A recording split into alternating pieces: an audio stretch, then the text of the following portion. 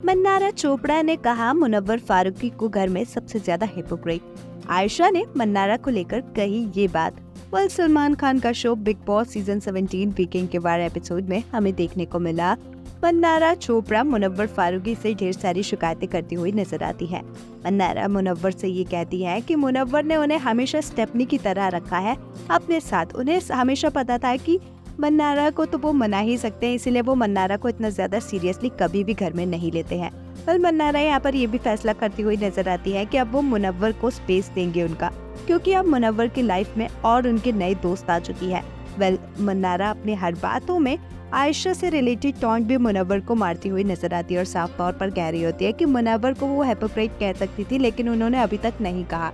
लेकिन मुनव्वर के कई सारे एक्शंस में अब उन्हें लग रहा है कि मुनव्वर घर में सबसे ज्यादा हिपोक्रेट है। मन्नारा मुनव्वर से ये भी शिकायत करती हुई नजर आती है कि मुनव्वर ने धीरे धीरे करके उनसे दूरियां बनानी शुरू कर दी है। मुनव्वर और मन्नारा के बीच में बात तब से नहीं हुई है जब से वो दिमाग के मकान से निकले हैं। ये बात भी मन्नारा कहती हुई नजर आती है। मन्नारा मुनव्वर से ढेर सारी शिकायतें कर रही होती है कि मुनव्वर ने अभिषेक के साथ तो दोस्ती में स्टेप बैक नहीं लिया, लेकिन उन्होंने मन्नारा के साथ में लिया है आयशा के आने की वजह से।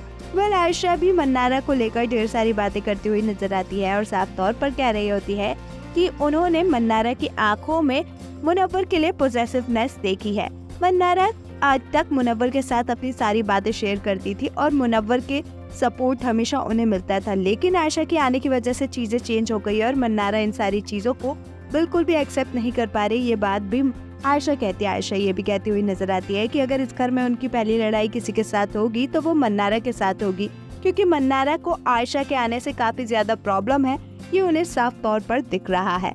आपका मन्नारा के लिए आयशा की कही इन बातों पर क्या कुछ है कहना, हमें कमेंट्स में जरूर बताएं। ऐसी ही अपडेट्स के लिए हमारे चैनल को सब्सक्राइब करें।